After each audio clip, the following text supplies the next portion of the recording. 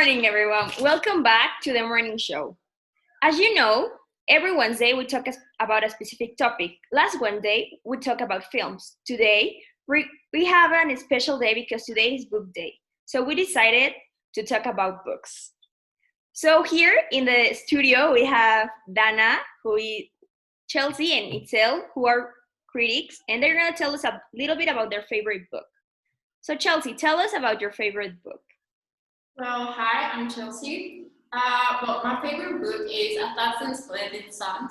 It's a really amazing book written by Khalid Hossein, and it's like a kind of romantic and a little bit sad, but it's not a cliche. Actually, it has a lot of plot twists that I think they're really cool and they really get my attention. Actually, the book has a little bit of truth because nowadays some girls have to go through some things like the main character. So I think they probably would get would understand like actually the problematic.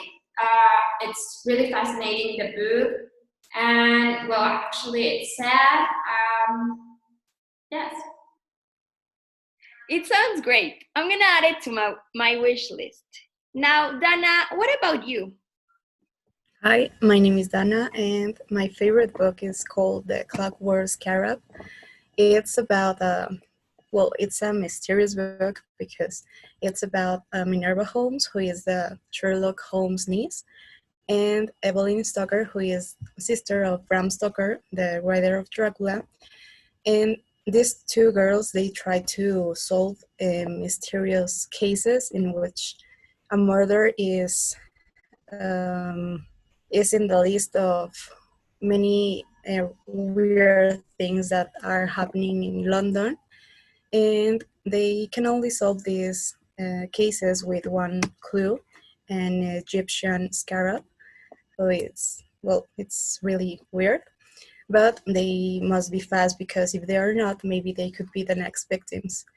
In my opinion, this is well produced, not only for the plot, but also for the personalities of the characters, and the perspective of what is happening during the book is interspersed. And that's all. Ooh, it sounds great. This is definitely more my type of book. And now, tell us about which is your favorite book. Hi, I'm Itzel. 100 Years of Solitude is a catchy book by Gabriel Garcia Marquez. It's a classical of Latin America. It was written like in 1967 or something like that. This book is about the Buendia family in the town of Macondo, and Macondo, once an innocent paradise, becomes acquainted with the outside world during the period of civil war. The book describes the major turning points in where stranger events take place. The book describes the major turning points of the family, like the birth, the death, the marriage, the love affairs, and things like that. The Buendias are not a predictable family. They are different, but what they have in common is that they always live with the feeling of loneliness. If you want to read a different novel and not a cliched American book, 100 Years of Solitude is like the perfect book for you because it is like something really different for the normal books. And Netflix will release a series about this book soon, but if you want to know more about this, you should read it first before seeing the series. And Paul, tell us about your favorite book. I think that it will be interesting to hear about your choice.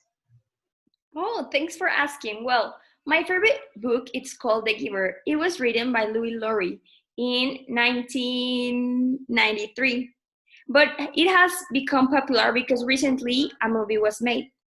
The story is a fictional story, but it sounds pretty realistic because it talks about humans, but they live in a utopic world where everything seems perfect.